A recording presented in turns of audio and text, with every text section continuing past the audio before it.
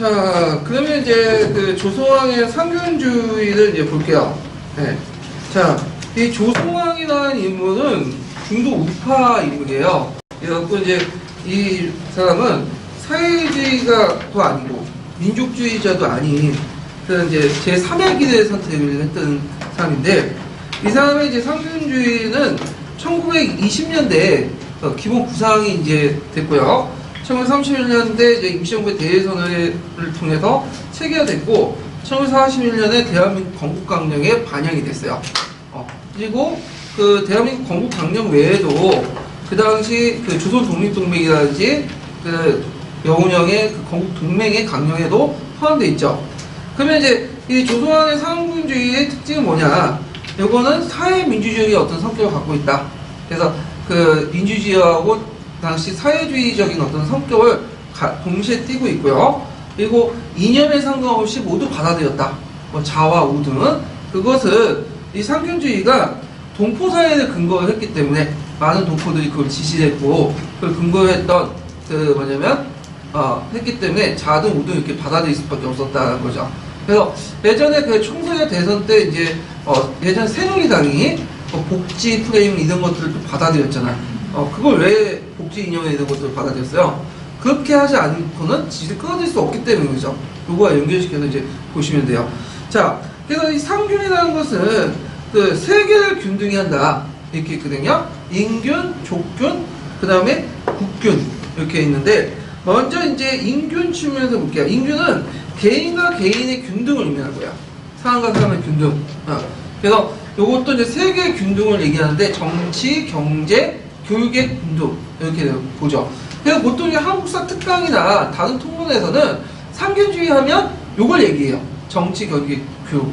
근데 이제 좀 넓게 보면 상균주의 하면 인균, 족균, 국균을 얘기하죠. 그렇기 때문에 시험 문제 나오면 아마 좁은 범위의 상균주의, 그러니까 개인과 개인의 균등에서만 얘기를 할 것 같아요. 제 생각에도. 자, 그래서 이제 정치, 경제, 교육의 균등이 뭐냐? 자, 교육적인 측면에서 뭘 실시하죠? 그 의무교육을 실시하죠. 이걸 이제 뭐라고 하냐면 학권을 균등히 한다. 배울 권리를 균등히 한다. 이런 것들이 이제 의무교육 실시고, 그 다음에 또 하나가 이제 민주공화정. 그러니까 보통선거제죠. 그래갖고 이걸 이제 뭐라고 얘기하냐면 정권을 균등히 한다. 그러니까 정권이라는 것은 정치 권리를 얘기하는 거예요. 예. 그 다음에 이제 또 마지막으로 이게 좀 약간 사회주의적인 어떤 특징이 갖고 있는데, 대생산기관의 국유화, 토지의 국유화 이런 것들 강조하고, 그러니까 농민분배, 계획경제, 사회보장제도 이런 것들 이제 있는데, 이걸 뭐라고 얘기하냐면 이권을 균등히 한다. 이익을 서로 균등히 한다. 이런 특징을 가지고 있죠. 그래서 그 정권, 이권, 합권 이런 것들 세 개의 균등, 이것을 상균주의라고 얘기하고 있어요. 예. 자, 지금 볼 때는 그 토지의 국유화나 뭐 대생산기관의 국유화 제외하고는 다 받아들이고 있죠. 뭐 의무교육 실시하고 보통선거제 실시하고 그런 내용들인데, 그 다음에 민족과 민족사의 균등이라는 것은 뭐냐? 족균이죠. 족균. 예, 그래서 민족 자결주의를 얘기하고 있고요. 그 다음에 국가와 국가 사이의 균등을 국균이라고 하는데, 식민정책과 자본주의 배경, 그 다음에 자본 제국주의 배경, 침략행위 금지, 상호 불간섭과 침탈행위 금지 이런 것들을 얘기를 하고 있다는 거죠. 그래서 여러분들 시험 문제 나오는 것은 그 개인과 개인의 균등 여기 한정돼서 얘기할 것 같아요. 왜냐면 예전에 08년 기출문제도 여기 한정돼서 얘기를 했거든요. 그래서 여기 좀 파악을 해주시면 되고요. 자, 그러면 그 형사평가 문제 볼게요. 168페이지. 자, 168페이지 66번을 볼게요.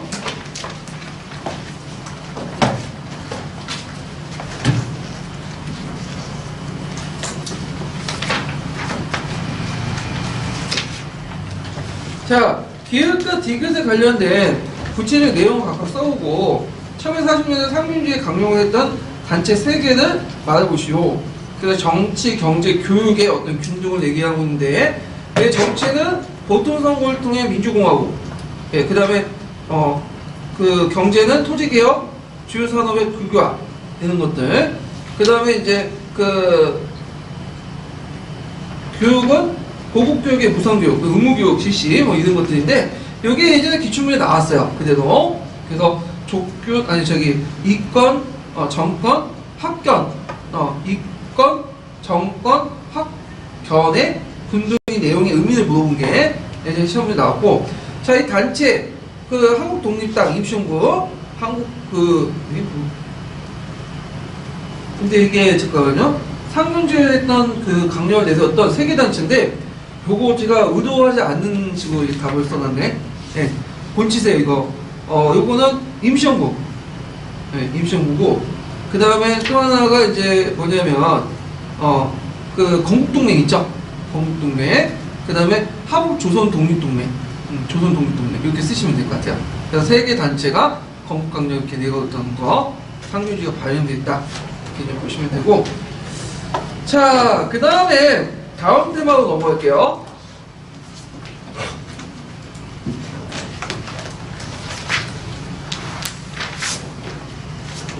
자, 한글 연구를 이제 볼게요. 한국 연구.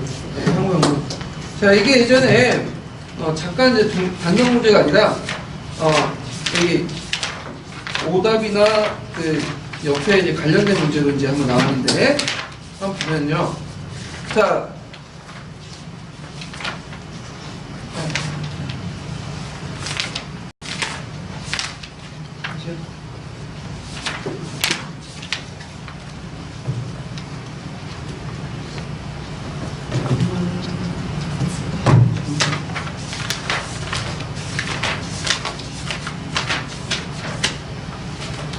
자, 보통 이제 이 한글 연구는 뭐와 연결시켜서 보시냐면, 민족문화 수호운동과 연결시켜서 보시면 돼요.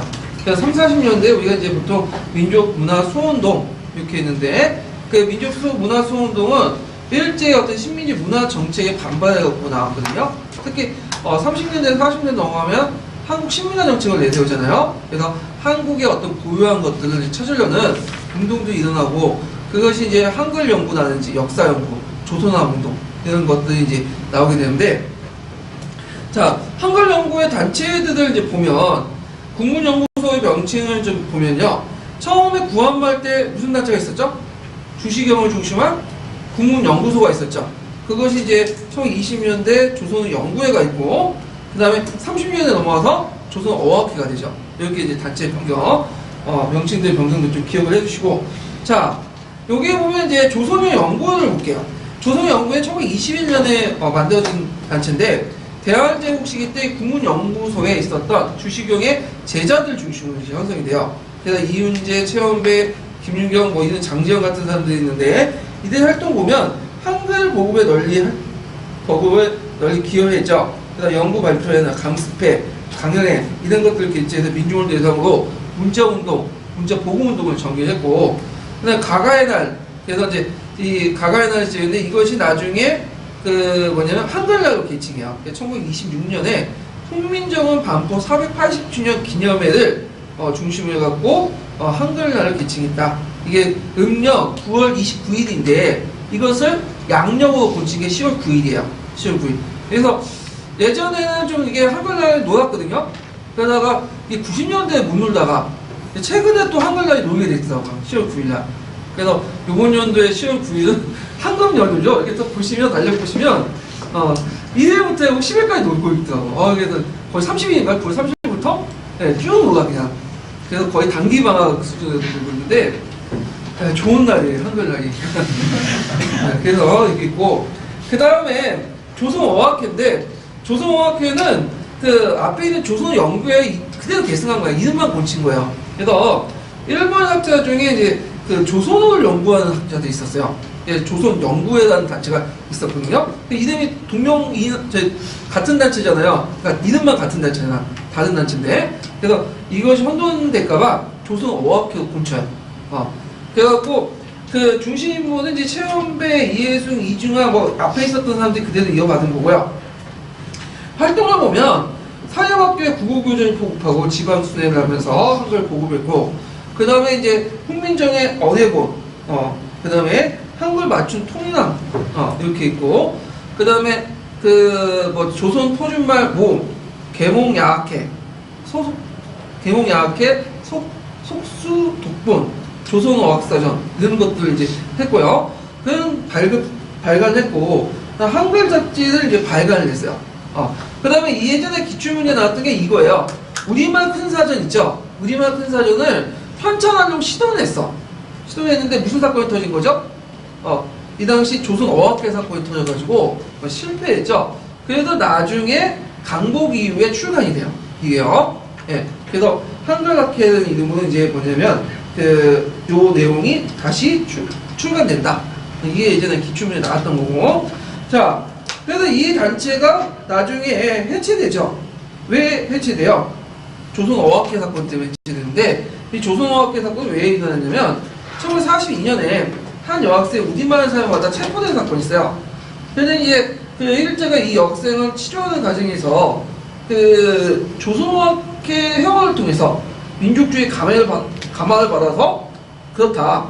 그래갖고 그 당시 이제 조선어학회를 독립운동단체에 몰아가지고 치안유지법으로 처벌한 사건이에요. 네.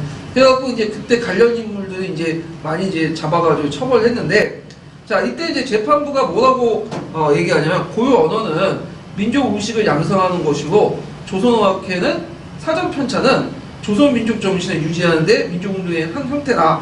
그래서 이제 치안유지법을 내갖고 해체시켰다. 그래서 이때 이제 조선어 사전 편찬을 이제 우리말 큰 사전을 편찬하려다가 조선어학회 사건에서 해체됐다. 이렇게 보시면 되겠죠. 자, 그래서 있는데 하나 이거는 그냥 핑계인 것 같아. 왜냐면 조선어를 그 당시 일본어를 했던 사람들이 별로 없었거든.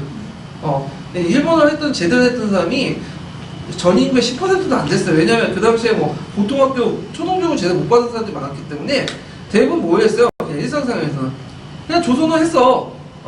그러니까 이제 잡아다가 이제 족치기 위해서 그냥 사건 하나 만든 거죠. 우리 할머니도 외할머니도 일제시대 때 살았던 분인데 일본어를 하긴 하는데 일본어 인사말만 하더라고. 사요나라 뭐 그 정도? 예. 그래서 이 정도만 하고 나머지 일본어 못해요. 예. 그래가지고 핑계인 것 같고. 자, 일단은 이 조선어학회 사건 좀 기억을 해두시면 되고, 무슨 법에 의해서 처벌받았다? 치안유지법. 그러니까 치안유지법이 사회주의뿐만 아니라 국채를 흔드는 민족주의 계열도 이제 탄압하는데 뭐냐면 사용했다는 거죠. 자, 그럼 관련된 내용을 한번 볼게요. 자, 162페이지 펴보세요. 162페이지 47번 문제 볼게요. 47번. 자, 가와 나의 한글단체 명칭을 각각 써보고 나단체의 활동 내용을 세 가지 말해보시오. 그리고 나가 해산될 때 적용된 법이 무엇인지 말해보시오. 자, 1921년 주식의 영향을 받았고 조선어 연구회가 만들어지고요. 그리고 이 단체는 한글나라의 시초가 되는 가간 아래 제작했고 한글을 만들어 잡지 한글이에요. 예, 만들어서 각종 연구회, 연구 발표를 개최했고, 그 다음에 가는 나를 뭘로 개칭했죠? 나중에 조선어 학회로 개칭했어요. 근데 똑같은 단체예요. 이름만 바뀐 거예요. 예. 그래갖고 이제 나의 활동 내용들을 쭉 쓰시면 되는데, 문자보고운동, 그다음 한글 맞춤법 토기나 표준어, 그다음 우리말 큰 사전 시도했지만 조선어학회 때문에 이제 안 됐죠. 어학회 사건 때문에. 그리고 적용하는 법은 치안유지법 이렇게 쓰시면 되고요. 자, 그 다음에 민족주의 사학 보죠. 자, 민족주의 사학 보시면 알겠지만 이게 기출문제가 되게 높구나. 대여섯번도 계속 나왔어. 네. 그래서 앞으로 계속 나올 수 있는 부분인데, 그래서 민족주의 사학 나오면 상당수가 누가 나오냐면 그냥 주시경이 나올 것 같은데 주시경은 안 나오고 박은식이 주로 나왔어요. 박은식. 예. 그래서 박은식 혼 이런 것들이 되게 강조됐는데, 자, 민족주의 사학을 이제 보기 전에 그 당시 일제 통치 시기 때 우리나라 쪽의 사학이 여러 가지가 있었죠. 하나가 뭐냐면 실증 사학 있죠. 그다음 또 하나가 사회경제 사학 있고, 그 다음에 또 하나가 민족주의 사학인데, 이런 실증 사회경제 사학, 민족주의 사학의 장점을 다 수렴한 게 뭐냐면 신민족주의 사학이에요. 그렇게 이제 보시면 되는데, 그러면 민족주의 사학을 이제 볼게요. 자, 민족주의 사학은 항상 배경, 이것도 예전에 시험 문제 나왔던 건데 01년 기출문제. 신민사학을 대항해서 민족사를 수호하고요. 신민사학 부분은 나중에 좀 더 얘기할 거예요. 자, 우리 역사의 주체의 발전과 민족의 자주성을 보양시키기 위한 사관이었다. 특징이고요. 자, 대표적인 사람이 박은식이죠. 다른 건 기억 못하도 박은식은 꼭 기억을 해두세요. 박은식은. 이게 시험 문제 많이 나오니까. 일단 박은식은 구한말 때 무슨 학자가 유명하죠? 양명학자가 유명하죠. 네. 그 양명학에 입각해서 실천주의고 민중주의 유교 개신. 그래서 이제 유교 개신론을 주장했죠. 이거 나중에 대종교 역사인식을 또 수용하고 민족주의 역사인식에서 정리했는데 박은식이 쓴 책이 되게 많아요. 여기 보면 막 서사공국지, 바대태자공국지, 몽배금태조, 뭐 청계소문, 청계소문 연계소문이죠. 김유신전인데 초창기 때는 주로 어떤 내용들이냐면 김유신이나 뭐 연계소문, 뭐 바대태조 공국지는 뭐예요? 영웅설화죠. 그러니까 구한말 때는 구한말 때 있었던 것들인데 뭐 영웅이 나타나가지고 우리 구원해 줄 것이다. 영웅주의 사관에 따라서 이제 이렇게 쓴 거고 이거는 박은식뿐만 아니라 신체도 마찬가지예요. 근데 이제 나중에 들어가면서 이제 어떻게 되죠? 점점 민중의 중요성을 읽게 되죠. 3.1운동 계기도 해서. 그래서 이제 논조가 변하게 되는데 자 그럼 박은식의 대표적인 책이 뭐냐? 두 가지만 또 기억해 주시면 되죠. 한국통사하고 한국독립운동 지열사야.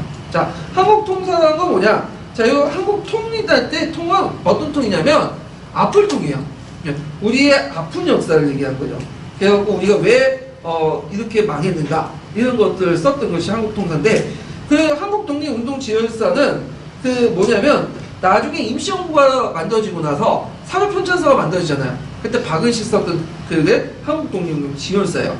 근데 이제 한국통사와 한국독립운동지열사가 좀 논조가 달라요. 한국통사는 좀 약간 자치적인 우리가 이제 일제에서 폐망하고 나서 이 일제 폐망을 분석해보니까 다 누구 탓이라는 거야? 우리 탓이다. 우리 탓이 큰 탓이다. 이렇게 이제 보고 종전에 이제 뭐 그 동학독립운동이나 뭐 갑신연맹 이런 거 되게 부정적으로 평가하고 오는데 이에 반해서 한국독립운동 지열사는 우리 긍정적으로 평가하죠.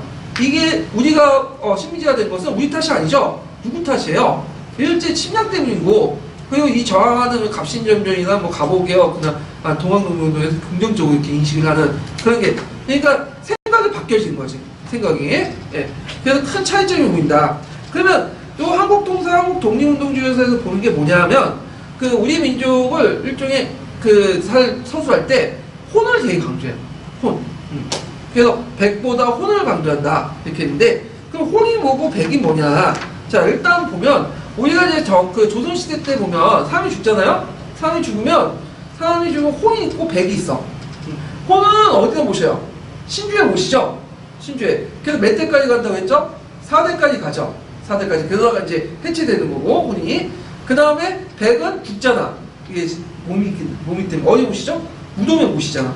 네. 그렇게 이제 있는데, 그래서 이제 이렇게 혼, 백으로 나잖아. 인간도. 근데 마찬가지로 국가도 똑같이 혼과 백으로 나눠요. 그러면 국가에서 말하는 혼은 뭐냐? 이 사람이 말을 하게요. 뭘 이제 혼이라고 하면 종교, 언어, 그 다음에 뭐 역사 이런 것들은 다 어디에 속해요? 국가, 국어, 국사 이런 것들은 혼이죠. 혼. 정신에 해당하는 거죠. 백에 해당하면 뭐냐? 물질적인 거야. 뭐 기계, 선박, 그런 것들은 다 뭐죠? 백이죠. 그래서 국가랑 어떤 백은 없어지죠. 지금 형태적인 거, 물질적인 거 없어지지만 결국에는 뭐 남아? 혼이 있죠. 혼만 계속 남아있으면 언젠가는 없어진 백도 찾아낼 것이다. 다시 회복할 것이다. 이것이 이제 혼을 강조하는 그런 것들이 박은식의 사상인데 이런 사상들을 이제 뭐라고 하냐면 간념사학이라고 해요. 보통 이 민족주의 사학의 특징이 뭐냐면 간념사, 민족 정신을 강조해. 이거는 박은식뿐만 아니라 다른 민족주의 사학자도 마찬가지야. 박은식 혼을 강조했으면 신체는 뭘 강조했죠? 남가사상을 강조했죠. 그 다음에 정인보는 뭘 강조했어? 그 다음에 문희평은 심. 이런 것들을 강조했잖아. 그럼 왜 그 당시에 이렇게 간념적인 것들을 강조하냐, 정신적인 것들을 강조하냐면 이유가 다 있어요. 왜냐면 1920년대, 30년대는 우리 민족이 분열돼 있었잖아요. 계층분열 분열돼 있었고, 이념적으로 분열돼 있었고, 독립운동상 분열돼 있으니까 요걸 하나로 통합하기 위해서는 간념적인 뭔가가 필요했던 거야.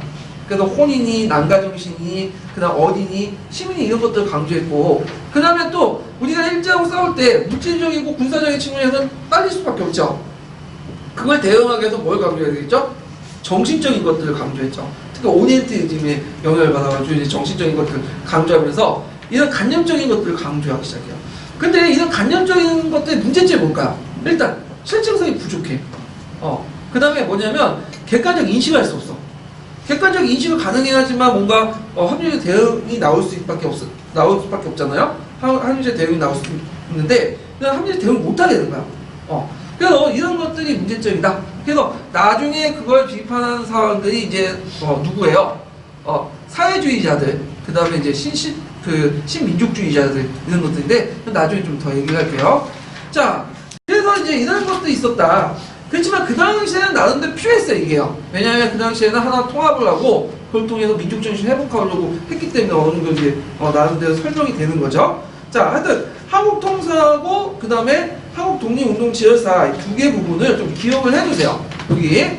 자, 그래서 예전에 한번 기초에 나왔고 그 다음에 신채호를 볼게요. 신채호.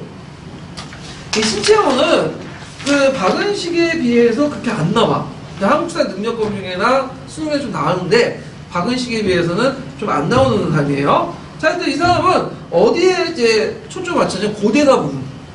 고대사 부분을 되게 연구를 많이 했고, 그래서 이제 고구려 중심의 어떤 북방 계통의 어떤 고대사를 강조했다. 그래서 있고, 그 다음에 이제 이 사람이 쓴 여러 가지 저서가 있는데, 독사신론이라는 책이 있어요. 독사신론. 이 독사신론은 구한말 때 썼던 건데, 이건 엄밀한 책은 아니고요. 그 대한민신보의 여러 사원들을 연재했거든요. 그걸 모아서 편집한 책이에요. 그러니까 사원을 모아서 편집한 거다. 이렇게 보시면 되는데, 그래서 그 당시 계몽기 교과서에서 이제 많이 실렸던 임나일본부, 일선동조론 이런 것들이 많아. 왜냐면 계몽기 교과서에서 보면 이게 의도적이진 않지만 누구 책을 많이 뺏겼냐면 그 일본인 책을 뺏겼어. 고대사 부분을. 그래서 이런 것들을 비판하는 내용도 있고, 그 다음에 근대사학의 호실을 이뤘다. 자, 그 다음에 이제 조선상고사라는 책 있죠. 조선사 1931년. 여기에서 이제 단곤에서 백제 멸망까지 이제 고대사를 쭉 기술했는데, 이게 유명한 말이 나오죠. 역사를 뭐와 뭘로 봤죠? 아와 비하의 투쟁. 그래서 아라는 것은 우리 민족, 그 다음 비하라는 것은 다른 민족이죠. 물론 아와 비하가 상대적이야. 일본의 입장 때는 누가 하죠? 얘네들 아고 비하가 우리가 될 수 있고, 중국은 얘네들 아고 비하가 우리가 될 수 있는 거죠. 자, 그래서 이제 이 아와 비하의 투쟁, 그러니까 역사의 어떤 민족 정신의 어떤 투쟁 이런 것들을 강조하면서 그 민족의 대외 경제에 초점을 맞춰서 항일독립운동을 지지했고, 그 비타적 저항적 민족주의 이런 것들을 강조했다. 그래서 독립운동 방향의 실전적 역사학을 제시했다. 이렇게 이제 보시면 돼요. 그리고 이제 신채호 자신도 단순히 책을 읽고 연구했던 학자뿐만 아니라 이 사람도 실제로 독립운동에 참여했어요. 독립운동에 참여했고, 그 다음에 또 뭐냐면 감옥에 갇히고 감옥에 죽었던 사람이거든요. 예. 그래서 신채호 이렇게 이제 보시면 되고, 그 다음 신채호 쓴 유명한 또 책이 있어요. 조선사 연구초라는 책 있죠. 이 조선사 연구초에서 이제 간주한 건 뭐냐면 난가사상이야. 난가사상. 그래서 난가사상은 뭐냐면 하왕정신이죠. 그래서 난가사상의 기원에 대해 쭉 이렇게 했는데, 수도교부터 시작해서 부족국가의 민족 재건상의 사상, 그 영고, 동맹, 무천이 이어져서, 그 다음에 이제 여기 보면 고구려의 선배사상이 있어요. 선배사상. 그래갖고 그 선배사상은 것은 뭐냐 하면 그 사냥, 감호, 무예 등 여러 경기에서 이제 승리하는 사람을 고구려의 선배라고 하는데, 이들이 국가에서 금륜을 받아서 생활하면서 무예와 학문을 갈고 닦았고, 전시에는 이들이 자체 부대를 조직하고 전쟁에 나가서 정예군으로 활동했고, 그래서 선배란 말은 머리를 팍팍 깎아 옷을 입고 정형적인 모사를 연상시켰다. 이렇게 했거든요. 그러니까 고구려의 어떤 그 무인 집단을 선배라고 했나봐요. 선배. 예. 그래갖고 지금 선배가 아니라 그 당시 그렇게 불렸던 거예요. 자, 그래서 이어져가지고 이제 신라의 하백제도 발전됐다가, 하백제도가 아니라 이거 잘못 썼네. 한왕이죠, 한왕.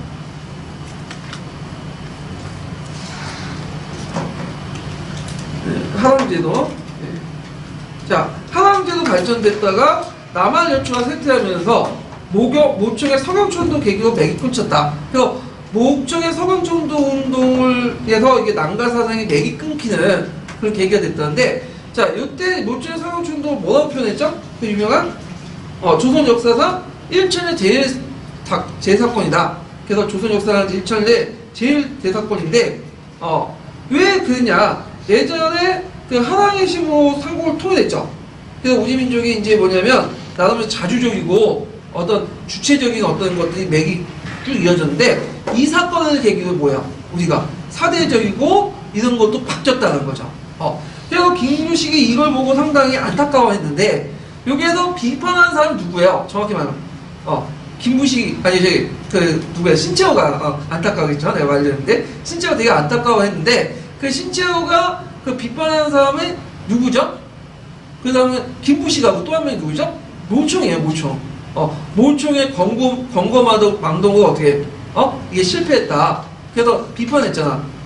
그리고 그 다음에 제일 안타까운 사람은 노총이 아니라 정지상이에요. 정지상. 정확히 구분해서요. 안타까운 사람은 노총이 아니라 정지상이라는 사람입니다. 정지상은 나오는데 합리적으로 주장을 했죠.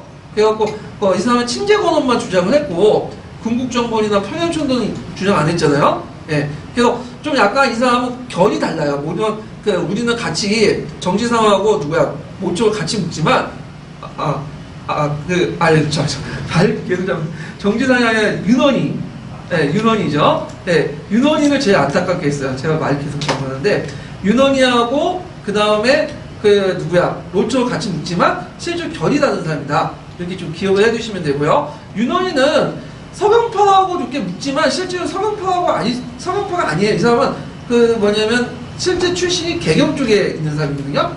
예, 강남 좌파 정도 그런 사람이라고 보시면 돼요. 윤간의 아들 윤원이에 대해서 상당히 안타깝게 생각했다. 예, 예전에 한번 제가 그 부분에 대해서 언급을 했을 거예요. 이 부분에. 자, 그래갖고 이렇게 이제 보시면 되고 정인보가 있는데 정인보는 그 당시 이제 조선사 연구라는 책을 썼고 신채호의 민족주의 사관을 계승했고 뭘 강조했죠? 언을 강조했어. 그래갖고 이제 이 사람은 언을 강조했는데 언은 뭐냐? 인간 존재의 핵이며 자성이자 불사불면의 존재뿐만 아니라 끊임없이 활동하는 역사의 원동력이다. 그래서 이 역사의 어떤 연구의 궁극적인 목적은 이 언을 찾는 데 있다. 그러면 이 언이 무슨 인간 존재 핵이며 자성이자 불사불면의 존재다. 이게 뭘까? 그거 생각할 필요 없어요. 그 사람이 생각하는 거야, 그냥. 간접적인 거죠. 그래서 이제 이 정인보는 뭘로 또 유명하냐면, 그 조선화 운동하고 또 연결돼 있어요. 조선화 운동하고. 그래서 그 정인보 얼 관련된 내용들. 그래서 좀 같이 조선화 운동과 연결시켜서 좀 보시면 되고. 그 다음에 신민사학의 허구성을 논증했죠? 그래서 강개토대학의 신묘일지 기사를 다시 재해석했어. 그래서 신묘일자 기사 중에 도의 주체를 뭘로 해석한 거야? 왜가 아니라 고구려 해석했잖아요. 이 부분. 그 다음에 백제 요소병력설을 주장하고 이런 것들이 정인보의 업적이다. 자, 문일평은 이제 뭐냐면 심을 강조했죠. 심. 예. 그래갖고 이제 심을 강조를 했고요. 그래서 심이란 건 뭐냐? 그건 세종과 신라의 정통, 민족지향, 민중지향 이런 것들이 조선의 심으로 이제 인식을 했다는 거죠. 조선의 심. 자, 그래서 이 문일평도 있고, 문일평은 또 남조선 경영설과 만선사관을 또 부정을 했던 사람이 또 문일평이고요. 자, 근데 이제 이런 사람들 한계는 뭐냐면, 민족의 주체성을 강조하다 보니까 뭐죠? 실증성이 약하고, 너무 정신만 강조해. 특수성을. 민족 정신. 근데 민족 정신이라는 게 예매하잖아. 예매하고, 세계가적 보편성을 상실했죠? 그래서 이런 것들이 문제점이다. 그래서 이제 정신사관, 투쟁사관, 그러다 보니까 객관적 인식을 못하고 이런 것들이 있다. 자, 그렇지만 이걸 이제 비판적으로 극복하는 것이 나중에 뭐죠? 조선화 운동이라든지 그 다음에 신민족주의 사회죠. 예. 그래서 이 조선화 운동 나중에 설명했지만 특수성 외에도 또 뭘 추구해요? 세계사적 보편성도 같이 추구하죠. 시각 정신 안에서 이런 것들을 이제 보시면 되고요. 자, 신민사관 보죠. 신민사관도 의외로 이거 많이 나와요. 의외로. 문제는 나중에 이제 신민사관 할 때 같이 풀어볼게요. 네, 이거는 신민사관부터 이제 설명하고 이제 넘어갈게요. 자, 신민사관 이제 내용을 보면요. 신민사관의 목적이 뭘까요? 일단 한국인의 역사를 열등하게 묘사해서 신민지배를 합리화시키는 거죠. 네, 그래서 이제 1920년대 그 당시 일본 간학자를 중심으로 해서 신민사관이 구축했는데 이건 일제 강점과 그 다음에 지배를 합리화시키기 위한 거다. 그래서 이제 그 에도 시대부터 쭉 내려온 한국사관을 바탕으로 해서 1920년대, 전후로 확립된 사관이 신민사관인데, 이 신민사관이 그 제시됐던 그 논리는 뭐냐면 실증주의예요. 실증주의. 이 실증주의는 뭐냐면, 그러니까 오늘날 일베드의 논리하고 비슷하다고 보시면 돼요. 일베드 논리. 그러니까 자기들의 어떤 선입견을 먼저 깔고 그걸 관련된 예를 들어 뭐예요? 짜집기 하죠. 짜집기를. 그러니까 짜집기가 제시라는 거야. 네. 그러면 여기 이제 받아들인 사람이 이걸 짜집기 반박하려면 많은 노력이 필요한 거죠. 또 다른 자료를 보고. 그러니까 이제 그 안 되는 사람도 어떻게 그냥 받아들이는 건데, 지금은 이제 일베드의 그 논리를 제시하면 반박하는 사람들 많고, 그러면 그걸 하는데, 그 당시에는 그런 게 있었어. 지금 일제 통치기였잖아. 그러니까 나름대로 뭐가 열패감이 있었죠. 그러니까 일본들 논리들 이렇게 제시하면, 일본 애들 논리를 제시하면 받아들일 수밖에 없는 그런 어떤 정서적 분위기가 있었죠. 일본 애들이 실증주의를 내세우는데, 이 실증주의의 무슨 문제점이 뭐냐면 자기가 보고 싶은 것만 본다는 거야. 그래서 일단 어떤 것을 전제 깔고 일본 애들이 그에 맞는 사료들만 찾아가지고 제시를 해요. 그래놓고 이게 뭐냐면 입증을 시킨 거죠. 그래서 예전에 한번 시험 문제 나왔던 게 뭐냐면, 자 예를 들어서 뭐 그 당파 속론 있죠. 당파 속론. 조선이라는 나라는 당파 때문에 망했다. 그러면서 그걸 입증을 해야 될 거 아니야. 그럼 어떤 식으로 입증해요? 시민 그 사료를 찾아. 조선왕조 실록에서 찾아. 아니면 저기 다능책에서 막 찾아요. 그래갖고 입증하는 거야. 봐라, 너네들 18세기 때 시작자들 글 보니까 요 당파에 대해서 부정적인 것들이 많지 않냐. 그러니까 너네 조선사회는 당파 때문에 망했다. 그러니까 너네들 열등하다. 이렇게 얘기해요. 근데 이거는 맥락이 빠진 거죠. 조선후기 때 시작자들이 그 분당을 비판한 건 뭐야? 당파를 비판한 건. 그것이 말피하겠기 때문이죠. 원래 분당의 색깔을 잊어버렸잖아. 그래서 원래 분당이라는 것은 성리학적 가치가 따라서 상업 존재 인정하고 자기 투표 활동에서 정치 생명을 계속 유지되는 건데, 이미 한국 정치 넘어가면서 이게 어떻게 된 거야? 붕괴된 건데, 요것만 부각을 시켜갖고 이렇게 짜집기 시험식으로 제시를 하는 거죠. 예. 이게 이제 실증주의의 문제점이야. 그래서 역사를 전망을 다 서술할 때 얘네 특징이 뭐냐면 70%, 80% 부정조 서술해. 그럼 너무 부정조 서술하면 또 반반이 있잖아요. 그러니까 20, 30%는 좀 긍정적인 모습을 좀 제시해요. 이런 식으로 해가지고 역사를 이제 서술을 해갖고 심리사를 체계시켰다. 이렇게 이제 보시면 되고요. 자, 그러면 주도적인 조직들을 이제 볼게요. 자, 조선반도사 편찬위원회라고 있어요. 이게 중추원에 설치하는데, 중추원은 이제 여러분도 알다시피 원래 자문기관이죠. 그러다가 중추에 설치됐다가 후에 이제 조선총독부로 이제 옮겨서 조선총독부 직할기구로 이제 바뀌게 되고요.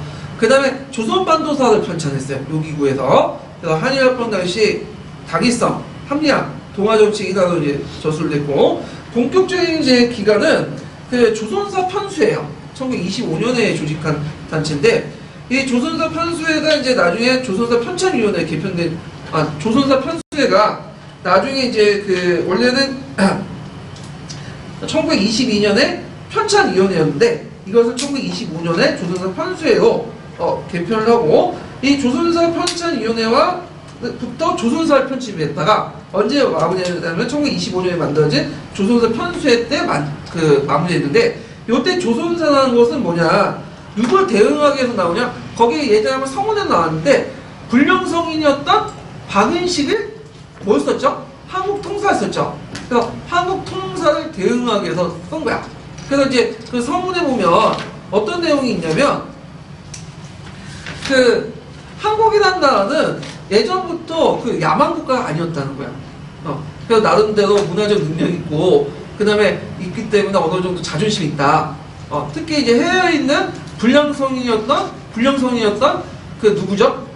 그 박은식이 한국 통사를 썼는데, 그걸 좀 체계적으로 대응할 필요가 있기 때문에 이 조선사를 썼다. 조선사를 편집했다. 그런 내용이 있거든요. 그래서 이제 이런 박은식의 한국 통사에 대응하기 위해서 조선사를 편집했는데, 이때 조선사하면 마치 조선의 역사라고 보잖아요. 그러니까 조선 왕조의 역사. 그게 아니라 그 당시에 일본 애들은 우리나라를 뭐라고 얘기했죠? 한국이라고 얘기 안 했죠. 조선이라고 얘기했잖아요. 조선. 그러니까 조선의 역사. 그러니까 우리나라의 통사야. 통사. 그러니까 조선 왕조의 역사가 아니라 그러니까 우리나라의 통사를 조선사가 했다는 거죠. 그래서 이 조선사는 어디에서 이제 출발하냐면, 이 조선사는 우리가 보통 우리나라는 어디에서 출발한다고 해요? 고조선이라고 보죠. 고조선 빼먹어. 한사군부터 시작해. 한사군. 그게 다 의미가 있어요. 왜 그러냐면, 얘네들 입장을 때는 한상으로 출발해야 돼. 왜? 우리나라 역사 시작이 어디부터? 중국의 식민정권 아래부터 출발했다는 거야. 그래서 이거는 일종의 타율성론이죠. 그래갖고 이제 쭉 서술해서 무슨 모습으로? 실증주의의 모습으로 이렇게 그려내. 그러니까 사료를 다 제시해요. 그래서 이제 그 실증주의 연구로 일본의 긍정주의 모습과 한국 부정주의 모습을 찾아 편집을 해. 그래서 대개 보면 일본사 같은 경우에는 주로 70%가 긍정적이고 30%는 부정적이고, 그 다음에 한국사 같은 경우에는 70%는 부정적이고 30%는 긍정적이고, 이게 대비를 시켜요. 그래서 이제 스스로 받아들일 수 있도록 또 한국적인 또 스스로 받아들일 수 있도록 사료를 제시하죠. 그 사료도 우리나라 역사책에 끌어다가 제시해. 하나 너네들 조상들도 그렇게 얘기하지 않냐? 이런 식으로 이제 얘기를 하는 거죠. 꽤나 설득력 있게 비춰지는 거죠. 자, 그래서 이제 이 조선사는 일종의 사료집이에요. 사료 되게 많아요, 이게. 그래서 지금도 보는 학자들이 있어요. 뭘로 볼까요, 이거? 체계적 사료를 제시했기 때문에 사료집을 보는 경우 있거든요. 근데 일단은 논조가 그렇다는 거 좀 기억을 해두시면 돼요. 그 다음에 청구학회가 있는데, 청구학회는 1926년에 조직됐던 거죠. 그래서 조선사 편수회와 경성제국대학 교수들을 중심해갖고 그 당시 총독부 정책에 적극적으로 협력하여서 그 만들어진 학회가 청구학회예요. 그래서 청구학총이라는 어떤 역사 연구지를 가능했다, 이렇게 보시면 되고요. 그 다음 조선총독부에서 이제 뭘 펼쳐내냐면, 조선총독부 안에 이왕직이 있어요. 이왕직. 이왕직인데, 이왕직은 어떤 곳이냐면, 이왕이 뭐죠? 조선왕실을 얘기하는 거죠. 그 당시 조선왕실은 대우를 해갖고 일본 왕실 7개가 있거든요. 황실 밑에 6개 하고 왕실 6개, 황실 하나인데, 조선왕실이 일본 황실 다음에 넘버 2야. 그래서 좀 대우를 해줬어. 그래서 이것을 관리하는 기구가 어디냐면 이왕직이 있어요. 이왕직. 그래서 이왕직에서 편찬을 했던 것이 그 고종실록하고 순종실록이에요. 그래서 고종실록과 순종실록은 조선왕조실록을 인정받을까요? 못 받을까요? 못 받죠. 그래서 보통 조선왕조실록은 태조실록부터 해서 철종까지 25대까지만 인정받고, 고종실록과 순종실록은 이거는 일제에 대해 편찬했기 때문에 인정 못 받아. 그래서 이런 것들이 있었다. 좀 기억을 해두시면 될 것 같아요. 자, 그러면 이제 그들의 논리를 좀 볼게요. 그 밑에 이렇게 다음 장 넘어가면 크게 이제 타율성론하고 정체성론, 당파성론 이렇게 이제 있는데, 여기에서 이제 그 타율성론은 뭐냐? 한국의 역사는 중국과 일본 내에서 항상 타율적으로 발전했다는 거야. 그래갖고 우리는 주체적으로 발전하지 못하고 항상 어디에 끌려다녔다? 일본과 그 다음 중국에 끌려들었다. 그 주요 내용을 이제 보면요. 요건 이제 여기 외에도 여러 가지 있는데, 반도사관. 여긴 없지만, 반도사관. 반도사관은 뭐냐. 항상 한국인의 그 삶이라는 것은 주변성 복속성이다. 왜냐면 반도는 대륙에서 멀어진 거죠. 대륙이 중심이고, 반도는 뭐야? 주변이잖아. 자, 이런 것들, 이런 그 반도적 속성이 한국인의 삶에 녹아 내려갔다는 거야. 항상 자신이 주체가 되지 못하고 하는 끌려다니는 그런 삶이 이제 있고, 그 다음에 만선사관도 여기 타율성론에 있어요. 만선사관은 뭐냐면, 만주의 역사와 조선의 역사를 같이 묶는 거야. 그래서 이 만선사관, 만주가 조선의 역사를 같이 묶고, 그리고 그것은 그 당시에 만주국이 있었죠. 그 만주국, 조선, 일본 같이 연결시켜놓은 그 사관이죠. 그래서 만주에 의해서 조선의 역사가 같이 끌려다닌다. 이런 식의 논리를 피게 되는데, 이거는 그 당시 이제 뭐냐면, 그 만주하고 조선을 같이 묶으려는, 그리고 만주사를 어디와 분리시키려고 하는 거죠? 중국사와 분리시키려는 그런 의도에서 만든 거죠. 만주와 한국사의 일체성을 강조한다. 그래서 중국 애들은 만주를 되게 싫어해요. 아까 말했지만 만주라고 안 부르죠? 만주 누가 했어요? 일본 애들 되게 강조했거든. 어떤 중국 본토를 분리시키려고. 그래서 얘네들 만주를 뭐라고 하죠? 동국삼성이라고 해요. 네, 동국삼성. 자, 그 다음에 당군을 무시해버리고, 우리의 역사는 항상 기자와 위만을 가지고 해요. 다 누구야? 중국에서 건넌 거야. 그러니까 초창기 때부터 우리 역사는 다 뭐야? 중국의 역사야. 이런 것들 타율성에 있고, 그래서 이런 것들이 이제 특징이라는 거. 근데 이거에 대해 비판한 내용, 또 하나가 뭐냐면, 사대주의. 이런 것들 강조하죠. 사대주의. 조선시대 때 그래서. 그러면 이제 이거에 대해서 비판 내용이 뭐냐? 사대주의가 아니라 뭐다? 사대 정책이다. 우리는 사대 정책은 우리가 주체적으로 큰 나라를 섬기는 거고, 그래서 사대주의가 사대 정책인데, 4대 정치가 강조했던 곳이 어디죠? 고려죠. 그러니까 고려 외교 관계가 상당히 중요시해요. 그래서 고려 대외 관계 관련된 부분이 기출에 자주 나오잖아요. 이런 측면에서 좀 보시면 되고요. 그 다음에 아까 반도사관하고 반대에서 반도국가 이탈리아가 왜 부각했냐? 말도 안 된다. 반도적 속성이 우리의 삶에 영향을 줬다는 거는 말이 안 되는 거고. 자, 그 다음에 중국과 독자적 문화가 이제 형성돼 실증적으로 분석을 하죠. 그래서 우리나라 이제 여러 가지 중국 문화를 받았지만 그 안에서도 독자적 문화가 형성되죠. 도자기도 그렇고 한글도 창제도 그렇고 이런 것들이 다 타율성론에 반대된 거죠. 그 다음에 두 번째 논리가 뭐냐? 정체성론이에요. 정체성은 뭐냐 하면 우리나라 역사는 고대밖에 없고 어디에도 금방 뛰어넘는 거야. 중세가 없다는 거야. 고대는 일본의 어디에는 나라 해이한 시대에 비슷한 역사 발전을 하고 있고 중세 없이 한동안 고대에 있다가 정체되어 있다가 근대에 뛰어넘었는데 그 근대도 누가 시켜줬다는 거야? 일본 애들이 시켜줬다. 이런 논리가 정체성의 주 내용이죠. 이거는 그 마르크스의 아시아적 정체론을 인용했는데 마르크스에 보면 그 아시아적 정체론은 뭐예요? 그 아시아 사회는 고대에만 있고 중세 없이 근대 뛰어났다는 거죠. 그래서 나중에 뒤에 얘기할 텐데 그걸 인용하면서 이제 한국의 역사를 이제 깎아내리고 일본의 헤이안 시대의 발전에 불과했다 이렇게 이제 얘기를 했던 것이 그 정체성론인데 이거에 대해서 우리나라는 뭘 강조하죠? 우리나라도 중세의 존재가 있다. 이걸 밝혀내고 그 다음에 17, 18세기 때 뭘 강조해요? 내재적 발전으로 일으킨 자본주의 매각을 강조하죠. 그러니까 17, 18세기 때 우리나라 사회에서 자본주의 매각하고 있다. 씨앗이 모이고 우리 나름대로 너희들이 개항을 안 시켜줘도 우리 자체적으로 자본주의 갈 수 있었다. 오히려 너희들 개항을 시켰고 일제 통치 35년 동안 우리의 근대성이 오도당했다. 이렇게 주장을 하잖아요. 그래서 조선후기 때 사회, 경제, 문화적 발전 되게 강조하죠. 그래서 여기 보면 교과서에도 상당히 강조되어 있고 그래서 그와 관련된 기출문제나 이런 것도 되게 많이 나오잖아요. 시험 문제 많이 나오고 타입이 연결되어 있는 거예요. 자, 그래서 이렇게 있고요. 그 다음에 여기는 안 나왔지만 또 하나가 뭐냐면 일선동조론이 있어요. 일선동조론. 여기 한번 적어놓으세요. 일선동조론은 뭐냐면 일본과 우리나라가 조상이 같다는 거야. 조상이. 그래서 일본은 본가고 그다음 우리나라는 분가다.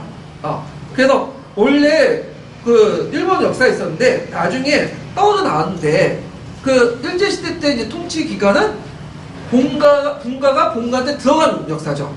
그래서 이걸 어디에서 했냐면 고대시대부터 그 일본 애들이 한반도 남쪽을 지배했고 같은 본가 같은 집안이었는데 나중에 떨어져 나가는 거죠. 그것을 일본 애들이 나중에 35년 동안 다시 찾아온 거지. 그래서 우리나라가 예전부터 뭐냐면 일본에 지배하였었다. 고대부터. 그 논리가 무슨 논리예요? 남한경영 논리죠. 그래갖고 이제 그 남한원에 그러니까 4세기 후반에 그 당시 가야와 임나가 백제와 신라가 그 일본 통치가 있었다. 그래서 일본은 거기 임나 일본부를 설치해가지고 그 4세기 후반 때부터 백제, 신라에 영향을 미치고 고려들까지 영향을 미치고 되잖아요. 그래서 그 대표적인 게 그 내용을 어디 찾냐면 그 일본서기에 보면 신공왕후조가 있어요. 항우조, 신공왕후가 임신한 몸으로 가지고 어디 치죠? 신라 정토를 하잖아. 그래서 신라 정토를 하니까 신라 왕이 와가지고 무릎을 숙이고 그때 백제 고구려 왕도 같이 와가지고 무릎을 숙이게 되잖아요. 그래서 거기에 이제 임나 일본부를 수입해가지고 일제가 한 100년, 200년 통치했다는 내용이에요. 네. 그래갖고 이제 일제 일본 그 신공왕후의 명을 받고 근초광이 친미단에도 치고 가야도 치고 그 내용들이 거기 일본서기에 있잖아요. 예. 그래서 이걸 바탕으로 해서 임나일본부를 통해서 남한경영을 주장을 했던 애들이 일본 애들이죠. 자, 등등 이런 것들이 이제 일선동조론의 주요 내용인데 방박할 내용도 안 되는 거죠. 이거 완전히 일본서기 자체가 항상 미화하게 쓴 건데 이걸 이제 근거로 해가지고 그 얘기를 만든다는 건 자체가 좀 문제가 있는데 하여튼 그 일선동조론, 타율성론, 정체성론, 당파성론 요 내용들 좀 기억을 해두시고 그 내용들 그 하부 논리들 그다음 그거에 대한 방박 논리들 기억을 잘 해주시면 돼요. 그 일베 가보면 잘 알 수 있어요. 일베 가면 일베 논리들이 거의 시민사관을 통해서 얘기하는 거거든요. 예. 그래서 이렇게 이제 보시면 되고, 자, 그 다음에 관련된 문제를 좀 풀어볼게요. 자, 1551페이지, 아니, 155페이지 보세요. 학습평가. 155페이지.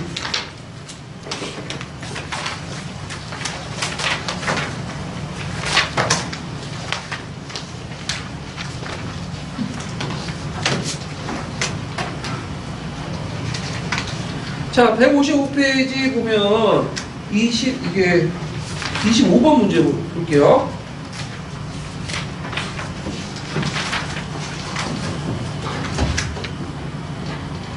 자, 다음 사람을 강조하는 것이 무엇인지 말해보고 이 사람이 대표적인 책 두 가지를 써보시오.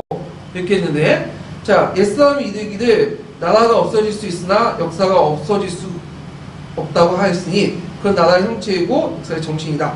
그래서 이 정신이라는 혼이죠, 혼. 그 민족 혼을 강조했고, 이 대표적인 책 뭐죠? 한국통사하고 한국독립운동 지열사. 외워두시고, 한국통사는 자주 나오는 예문이에요. 그래서 그 예문 찾아서 꼭 기억을 해두세요. 예. 자, 그 다음에 관련 문제 보면 그 시민사학에서 한번 찾아서 볼게요. 아이고, 시민사학이 155페이지 표 보세요. 155페이지. 이게 25번이고, 24번. 바로 위에 문제네요. 자, 가와 나에 들어갈 단체 써보고, 그 다음에 그 기획과 니은의 반론을 각각 서술해 보시오. 자, 일제는 우리 민족의 말살류의 역사까지 왜곡되는데, 조선 총독부는 한국사를 시키기 위해서 가를 설치해 조선사 37권을 만들었다. 자, 가에 들어갈 기구는 먼저 예전에 기출문제 나왔던 조선사 편수회죠. 그러니까 조선사 편찬위원회가 나중에 조선사 편수회로 이름을 바뀐 거예요. 자, 조선사 편수회와 경승제국대학 교수들이 뭘 만들었죠? 청구학회를 만들었죠. 청구학회를 만들어가지고 했는데, 거기에 시민사가 정체성론, 타협성론, 반도성론, 당파성론 등이 있다. 그래서 정체성론의 반론으로서 뭘 하자? 중세의 존재를 밝히고, 그 다음에 자본주의 맹학론을 제기했고요. 당파성론에 대해서 이제 설명을 안 했는데, 이거 설명 안 했죠? 예. 우리 민족은 조선의 역사를 왜 망했어요? 사색당 패턴이 망했다는 거야.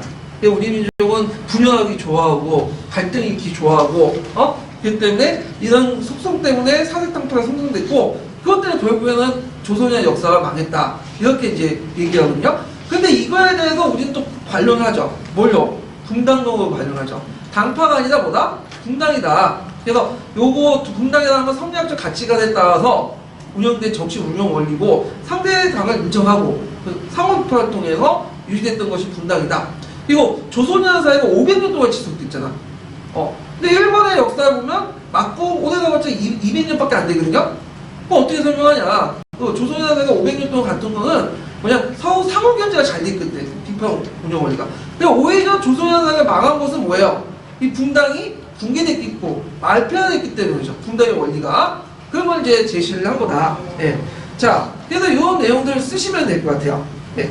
자, 그래서 이렇게 해서 한번 봤고, 그럼 관련된 내용을 리베드에서 한번 찾아볼게요. 리베드에서 민족주의 사학하고 이제 신민사관 부분을, 근데 293페이지 쪽으로 보세요. 293페이지.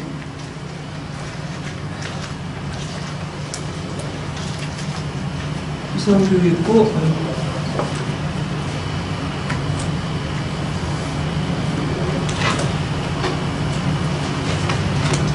리베드가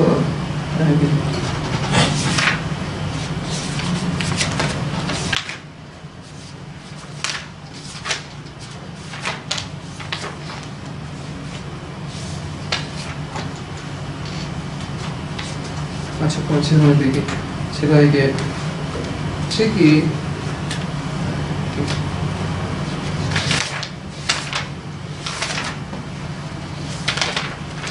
거기 보면 먼저 일단 일제 한국사 왜곡에 맞서다 해갖고 이제 조선사 편수회가 나오고, 정체성론, 반도성론, 타협성론, 당파성론 등등 나오는데 그 내용 있고, 그 대응해서 이제 민족주의 사학, 독사신론 이런 것도 있고요. 그 옆에 이제 그 내용도 조선의 연구가 있는데 일단 다 읽어볼게요. 자, 293페이지부터 해갖고 그 294페이지 한번 읽어볼게요. 네. 네. 93쪽이요? 네, 293페이지요. 일제 한국사 왜곡이 맞서다. 일제는 우리 민족 말살을 위해 역사까지 왜곡하였다. 총독부는 한국사를 왜곡하기 위해 조선사 편수회를 설치하고 조선사 37권을 편찬하였다. 조선사 편수회와 경성 제국대학의 교수들은 청구학회를 구성하여 식민사관을 퍼뜨리는 데 앞장섰다.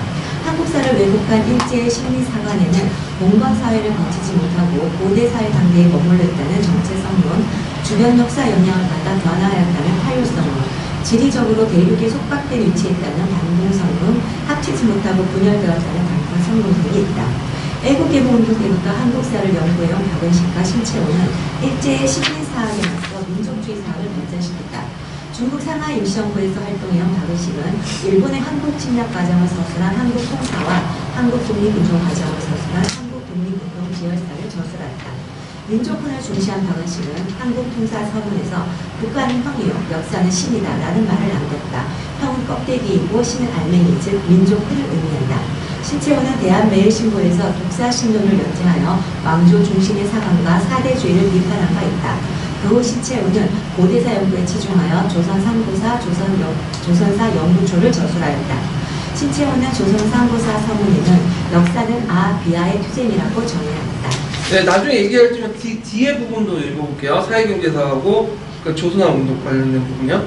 다 읽으면 되나요? 예. 1940년대에 전인보와 안세영은 신채호의 고대사 연구를 한 단계 더 발전시켰다. 이들은 가산 정약용 연구를 중심으로 한 조선학 연구를 전개하고 정약용의 저서를 모은 여기당 전설을 발간하여 조선 후기 신학사상을 재편파하였다. 사회주의 영향으로 유물사관 입장에서 한국사를 연구하려는 흐름도 있었다.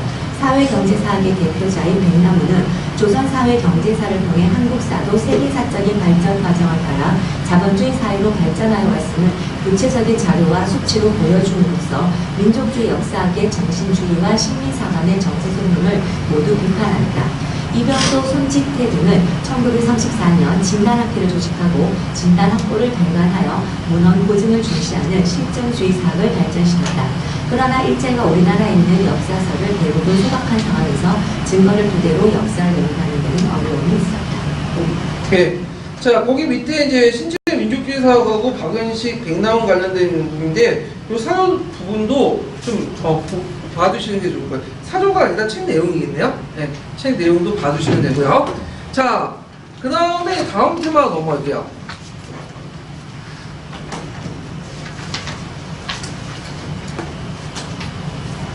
자, 사회경제사관과 실증주의 볼게요. 실증주의. 이게 이제 13년 기출문제 단독문제로 나왔던 건데요. 자, 사회경제사관이 뭐냐? 사회경제사관은 그 사회주의 사를 마르크스 사회주의 그걸 얘기를 하는 건데, 자, 거기에 이제 유문사관이죠. 특성을 보면 정전의 정체성론, 중세사 부재론, 한국사 특성을 타파하고 유문사관의 입각에 5단계 발전과를 적용하여 한국사의 보편적 법칙을 추구하려고 했다. 한국사도 보편성이 존재한다. 이렇게 주장을 했던 건데, 근데 주의할 것은 이걸 그 사회주의 사회주의 사학자들이 그걸 다 주장했던 건 아니에요. 누구만 주장했냐면 뒤에 설명 백나온이라는 사람만 주장했고 나머지는 정체성론이나 이런 것들을 받아들였어. 물론 일제 식민사관은 결이 좀 다르지만 방향이 다르지만 일부 수용했다. 자, 그 다음 민족주의 사학을 비판했죠. 너무 관념적이다. 너무 정신적이고. 그래갖고 세계사적 보편성을 무시했다. 라고 비판을 해요. 그래갖고 이제 있는데, 근데 이것도 문제가 있죠. 여기에서 말하는 세계사적 보편성 뭘 얘기할까요? 막스의 5단계 발전론. 누구 중심이죠? 서양 중심이 아니야. 서양 중심. 이건 보편성이라고 볼 수 없죠. 서양의 특수성이죠. 그래서 서양의 어떤 특수성에 따라서 우리나라 역사를 끼워 맞추려고 했던 거죠. 그래서 이제 이것도 문제고, 특히 이제 이 사회경제사학의 문제점은 실증성도 부족해. 네. 실증성이 뭐냐면 이것도 일종의 간념사학이죠. 그냥 막스의 5단계 발전론 쭉 내세우고 그에 맞는 사유들만 끼워 맞추는 식이야. 실증성도 상당히 부족하다. 네. 자, 그래서 이제 문제점이 있는데 이거 뒤에 좀 더 정리를 해보기도 하고, 자, 역사학적으로 이제 그 백나온이나 이청원이나 박백채나 정석다운이나 이런 사람이 있는데 다른 사람 볼 필요 없고 뭐만 보냐면 백나온만 보면 돼요. 이 사람 제일 유명하니까. 이 사람이 쓴 책이 뭐냐면 조선사의 경제사, 그다음 조선봉건사의 경제사야. 그래서 조선사의 경제사는 고대사를 연구했던 거고요. 그래서 우리나라를 노예제 사회로 이제 규정을 했고, 조선봉건사에서는 고려사 시대를 연구했는데 거기에 좀 눈여볼 게 봉건이죠, 봉건.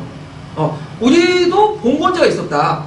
그러니까 봉건제가 있었다가 우리도 중세가 있었다는 걸 밝히는 거죠. 그러니까 중세사 구제론.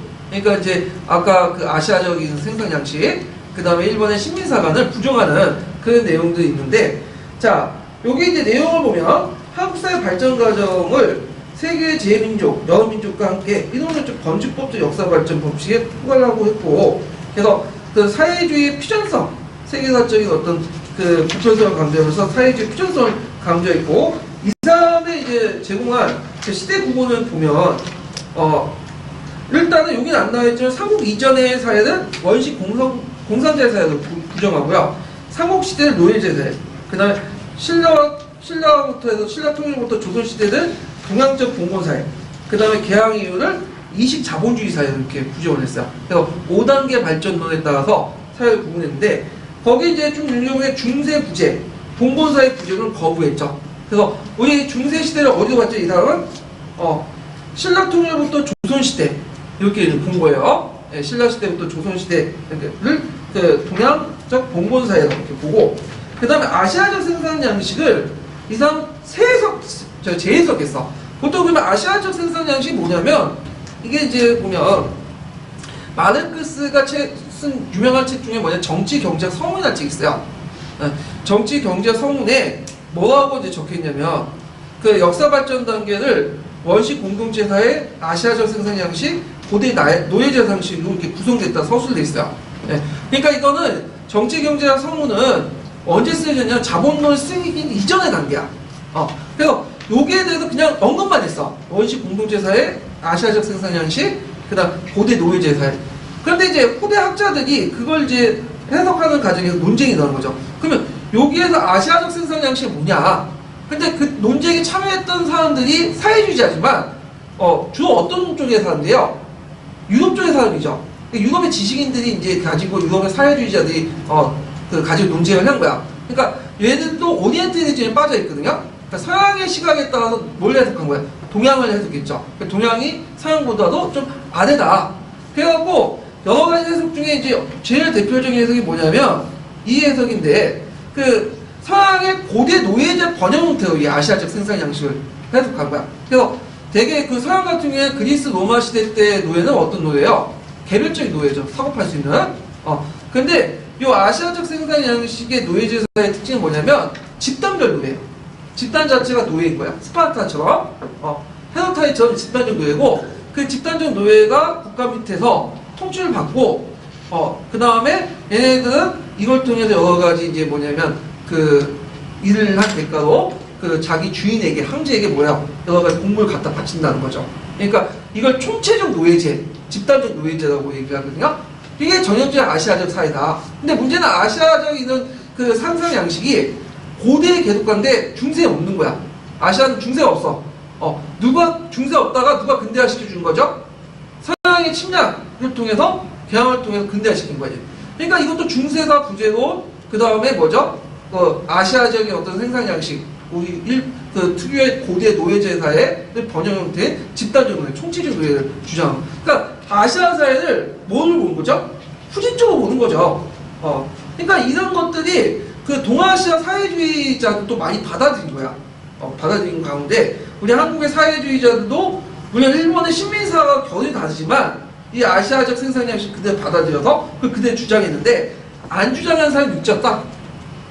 이 사람이 백나원이죠. 그래서 백나원은 종전의 아시아적 생산 양식의 해석을 거부하고, 이 아시아적 생산 양식은 하나의 중세의 또 다른 유형이다. 고대의 유형이 아니라 중세의 유형이다. 그래서 중앙 집권하고 이런 특징을 가지고 있는 것이 아시아적 생산 양식의 특징이다 해갖고 새롭게 해석을 한 거죠. 이해되시겠죠? 근데 일본의 식민사관들은 또 결을 달리해갖고 아시아적 생산 양식은 중국하고 일본은 적용되지 않아. 오직 어디에서만 적용되죠? 한국에만 적용된다. 그러면서 이제 식민사학자들이 또 끌고 와가지고 또 여기 적용하는 그런 것들이 아시아적 생산 양식인데, 이런 것들 이청원이나 이런 사람들은 다 주장을 했어요. 근데 이에 반해서 그 뭐냐면 백나오는 그걸 다르게 해석했다. 이렇게 좀 기억을 해주시면 될 것 같아요. 그래서 이제 아시아적 생산 양식을 토지국유제나 중앙집권적 관료제로 다시게 재해석해서 뭐냐면 중체선을 거부하고 그리고 중세 봉건 사회를 규명하려고 했다. 근데 이에 반해 이청원 같은 경우에는 아시아적 생산 양식인 조선사의 특성을 이제 수용한 거죠. 이게 좀 차이가 있고요. 한계와 의의를 볼게요. 참고로 그 백나오는 나중에 그 해방정국 시대 때 활동하죠. 그래갖고 뭘 결성하죠? 남조선 신민당을 결성해요. 그래서 이제 연합성 신민주주의론을 이제 강조하는데, 그래서 그거 좀 알아두세요. 예. 자, 그 다음에 이제 그 한계와 의의를 보면 일단 이것도 실증성에 문제가 있어. 앞에서 이제 도식을 쭉 깔고 그 도식에 맞는 것들 이제 짜집기 하는 거죠. 그 다음에 소유력 중심이고 민족보다는 어디에 계급에 강조하죠. 민족사의 어떤 고유성을 무시하고. 그 다음에 의의를 보면 이건 의의는 백나온과 관련된 부분이에요. 그래서 한국사의 내면적 발전 법칙을 해명하고 실존적 의미를 인원화시켰다. 그래서 미래에 대한 밝은 전망을 예고했다. 그래서 정체성론을 뭐냐면 극복했다. 그리고 이 백나온이 제시한 게 뭐냐면 자본주의 맹하론이거든요. 자본주의 맹하론. 이 자본주의 맹하론이 그래서 지금 남한학계에 받아들여서 지금 17, 18세기 때 자본주의 맹하론 얘기하잖아요. 그 18쯤에 됐던 사람들이 세 사람이 누구냐면 그 백나온이야. 네, 백나온. 그래서 요거 같이 이제 파악을 해두시고요. 그 다음에 실증사학 보죠. 이것도 한번 예전에 시험 문제 나왔는데 실증사학이라고 하지만 이제 문헌고증사학이 정확한 말이에요. 문헌고증사학. 네. 누구의 영향을 받은 거죠? 랑케사관의 영향을 받은 거죠. 랑케사관. 그래서 이 랑케사관의 영향을 좀 보면 그 실증사학을 이제 주장했던 사람들이 이제 어떤 사람이냐면 한 번씩 다 들어봤을 거예요. 학교에 있을 때. 이병도, 이상백, 김상김 이런 사람들이거든요. 이 사람들이 우리나라 이제 우리가 강당사학이라는 1세대 학파예요. 그래서 그 사람의 이제 제자들이 지금 교수님들이거든요. 서로 연결되는데 이 사람들이 어디에서 그 역사를 배웠냐면 이 사람은 그 당시 이제 그 일본에 가서 와세대 대학이나 뭐 그런 데 가갖고 공부를 했던 사람이에요. 그러니까 이 사람들 집안이 대단한 거죠. 왜냐면 일제시대 때 그 일본에 가서 공부할 정도면 집에 돈이 많아야 돼. 근데 이 사람들이 가르쳤던 그 뭐냐면 일본 학자들이 되게 누구 사관을 받아들이면 랑케 사관을 받아들였어요. 랑케 사관. 그러니까 문헌 고중화. 그래서 그걸 통해서 뭐 아까 집에 시민사학도 이제 체계화시키고. 근데 이제 이 사람들은 또 마찬가지로 랑케 사학을 받아들여갖고 개별적인 것들을 되게 강조해. 전체적인 어떤 구상이나 맥락을 중요한 게 아니라 뭐죠? 개별적인 것들을 되게 강조해. 시대 부분 이런 건 다 강조하지 않아. 그래서 이 사람들은 랑케처럼 개별적인 사건 하나하나를 파악하면 뭐죠? 그 속에서 뭔가 진실이 나타날 것이다. 이렇게 이제 주장했던 사람이야. 자, 그래서 이 사람들은 어떤 사고방식을 가지고 있었냐면 일단 역사는 가학이다.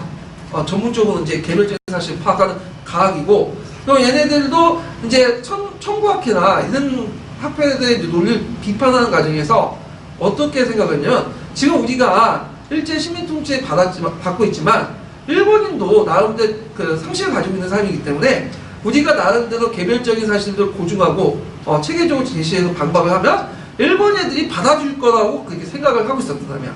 그러니까 상당히 순진했죠. 그러니까 이 사람들의 저항이라는 것이 되게 소극적이었고 일본 체제 안에서의 저항이야. 그리고 이 사람들도 물론 의식하지 않았지만 그들의 스스로부터 뭐냐면 식민사학의 일부를 받아들였어요. 이게 의도적으로 받아들인 건 아니라 항상 귀가 듣다 보니까 맨날 듣다 보니까 그냥 받아들인 거야. 그냥 무의식적으로. 그리고 그 사람이 이제 와가지고 한국에 와가지고 1세대 학파잖아요. 그 제자와 또 그 제자들 또 제자들 계속 연결되잖아요. 그래서 우리 학단에 학계에 시민사학의 어떤 것들이 잔존이 많다. 왜냐면 그 예전에 이상도나 이런 사람들이 이제 이병도나 이상백 이런 사람들이 그 일본에서 배웠기 때문에 그런 건데 자, 뭐 하여튼 자, 이 사람들이 조직한 단체가 뭐냐면 진단학회죠. 진단학회. 그래서 그 진단학회를 조직해갖고 그 당시 친일적인 청구학회 대항거자 진단학회를 조직을 했고요. 1934년에. 그리고 1940년에 진단학보를 발간하고 그 중에 일부가 이제 조선학 운동도 참여하고 여유당 전서 간행에 참여했죠. 그러다가 이제 1942년에 자진해산보다는 좀 강요에 의해서 진단학회 해산하고 나중에 재건하죠. 근데 이 사람들의 문제점은 뭐냐면 민족사 현실을 제대로 인식하지 못했다. 그래서 순수 학문의 명분을 내걸고 식민지 권력에 무관심하거나 또는 일부는 식민지의 어떤 권력을 회피하거나 또는 침묵했다는 거죠. 예. 그래서 이런 사람들이 이제 현실에 안주, 타협하려고 했다. 그러니까 체제 내에서만, 일본이 틀 안에서만, 일제 통치 안에서만 뭔가 대항을 하고 소극적으로 해보려고 했다. 이런 것들이 특징이죠. 자, 그래서 이제 이 실증사학들 특징들 꼭 기억을 해두시고, 자, 그럼 관련된 문제를 한번 풀어볼까요? 자, 163페이지.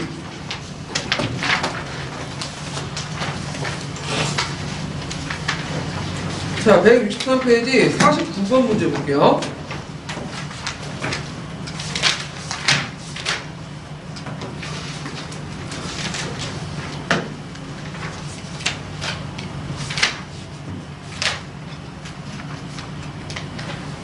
자, 가의 글을 기록한 책을 써보고 저자가 강조한 민족정신 명칭을 써봐라. 그리고 나의 글을 쓴 사람이 조직한 단체 명칭과 이 단체의 한계를 서술해보시오.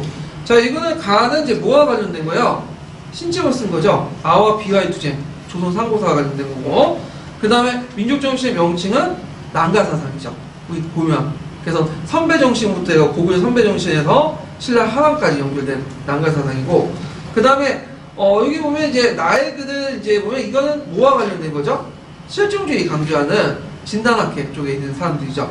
그래갖고 이제 이들의 이제 한계는 그 조선어학회와 함께 일제 탄압받고 잡영 중단했고 일제 시민사회가 강경적 활동을 탈피하지 못했다는 평가했다. 그래서 이들이 일부 시민사회를 또 받아들여서 해방 후에 계속 전수시켰다. 물론 이게 의도적인 아니지만 이게 뭐냐면 무의식적으로 받아들인 거죠. 이런 것도 이제 보시면 되는데 대표적인 게 뭐냐면 이제 삼국사기 기록에 4세기 이전의 기록들을 무시하는 거. 이게 대표적인 거야. 그래서 4세기 기록을 무시했던 게 대표적인 일본 간학자들이 무시했거든요. 왜냐면 일본서기와 비교해 보니까 맞지가 않는다는 거고, 그 다음에 4세기 이전의 기록을 다 인정해 보면 백제나 신라가 이미 고대국가 체제가 완성이 됐죠. 그러면 뭘 합리화시킬 수 없죠? 남한 경우는 합리화시킬 수 없는 거야. 왜냐면 유독 강력한 국가 내에 어떻게 그 일본의 야마토 정부가 와가지고 거기를 통치해가 말도 안 되는 거지. 그러니까 이제 4세기 이전의 기록을 다 무시해버리고 믿지 못하겠다. 이런 식의 논리를 했는데 은근히 이게 많아요. 그래서 이제 4세기 이전의 기록을 무시해버리고 주로 어디를 강조하냐면 그 이전에 삼국지 위지동이죠. 있죠? 삼국지 위지동을 되게 강조하고 그 기록에만 맹신하는 것들인데 물론 삼국사 기록도 믿지 못하는 게 되게 많긴 많아. 근데 사후 교체해가지고 봐야 필요는 있겠죠. 예. 그래서 이제 보시면 되고, 자, 그 다음에 또 관련된 문제 좀 보면요. 150, 이게 몇 페이지야? 지금 163페이지. 151페이지 펴보세요.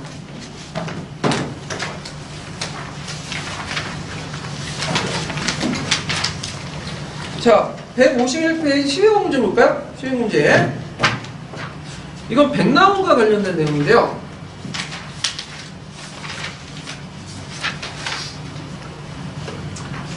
자, 여기 보면 그 다음 글을 쓴 저자를 써보고, 자, 이 내용을 중에 한국사 세계사적 보편성이 있다는 점을 알 수 있는 구절 두 가지를 말해보시오. 이 글을 비판받는 이유를 한 가지 쓰시오. 일단 이제 보면 원시시족 공성제사회, 삼국 전후 노예제사회, 그 다음에 아시아적 공권사회 있죠. 이때 아시아적 공권사회는 우리가 생각하는 그 결이 좀 다른 공권사회예요. 뭘로 해석했죠? 중앙집권화. 또 해석했죠. 중앙집권화적인 어떤 공권사회 이런 것들로 해서 일종의 중앙집권적, 그 다음에 이제 토지 국유제를 바탕으로 한 아시아적 공권사회를 해석하면서 고대 번영된 형태가 아니라 뭘로 본 거죠? 중세 형태로 본 거죠. 이게 특징이고, 그 다음에 이제 이런 것들 이제 있고 아시아적 공공국가의 분기가 자본주의 맹화. 여기에서 이 사람의 특징은 자본주의 맹화지. 그래서 우리가 지금 공부하고 있는 자본주의 맹화론의 어떤 아이디어를 제공했던 사람이 누구냐면 백나온이에요. 그래서 이 사람이 사회주의자임에도 불구하고 이 자본주의 맹화론은 60년대, 70년대 남한학교에서 그대로 받아들이거든요. 자, 그래서 이제 이렇게 해서 20대 자본주의. 그러니까 이 사람은 좀 했지만 결국에는 자본주의는 뭘 했든 우리 맹화는 있었지만 그럼 20대였죠. 일본에 비해서. 이식된 자본주의 이렇게 이제 주장을 했던 건데, 자, 이 사람은 백나온 이렇게 쓰시면 되고, 자, 여기에서 이제 알 수 있는 구절을 이제 보면, 자, 뭘 통해서 이제 알 수 있을까요? 3절과 4절 통해서 알 수 있죠. 3절과 4절. 자, 왜냐면 여기는 뭘 통해서? 아시아적 봉건사의 특징 해가지고 이렇게 있고, 그 다음에 자본주의 맹아 이렇게 볼 수 있죠. 그러니까 우리나라가 중세도 존재하고 있고, 그리고 근대를 향한 나름대로 노력도 있었다, 이런 것을 볼 수가 있고, 그 다음에 그래서 종전에 우리 근대는 그냥 단순히 없이 정체사에 있다가 곧바로 계약을 통해서 들어왔다는 게 아니라 우리도 나름대로 뭐예요? 노력이 있었다. 그래서 계약이 없었으면 이게 뭐야? 나름대로 근대할 수 있었는데 일본 놈들이 근대화하고 이게 이식되었다, 이런 식의 논리를 핀 거죠.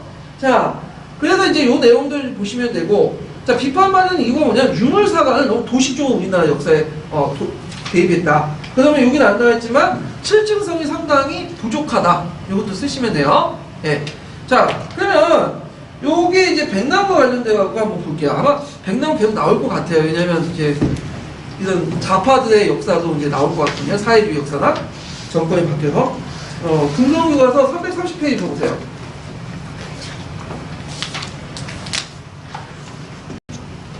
이게 금성인가? 아닌데, 잠깐만. 잘못 적어놨네, 내가. 잠깐만요.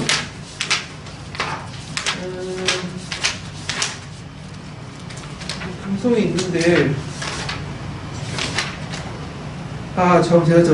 제가 잘못 봤네. 326페이지네요. 네.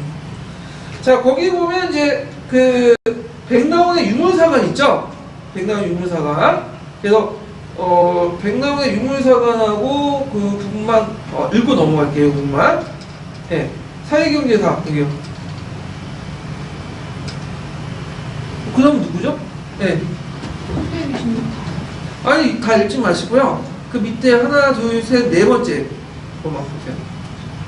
사회경제사학자인 백남우는 1930년대 유물사관에 입학하여 조선사회경제사와 조선봉건사회경제사를 저술하였다. 이를 통해 백남우는 우리 역사도 세계사적 발전 과정에 따라 보편적으로 발전하였음을 주장하였다. 사회경제사학은 식민사학의 정체성을 무너뜨리는 데 이바지하였지만 유물사관을 너무 도식적으로 우리 역사에 대입해왔다는 비판을 받기도 하였다. 그래서 이제 그 백남의 유물사관 그 서문에 보면 눈여겨볼 게 뭐냐면 3회 아시아적 봉건사회, 그 다음에 사회에 뭐가 있죠? 자본주의 맹아한테, 이것들이 정체성 극복에 관련되어 있는 거죠. 네. 그래서 이제 정리해 좀 보시고요. 자, 그 다음에 이제 그 신민족주의에서 조선화 운동인데 이거 좀 쉬었다 할게요.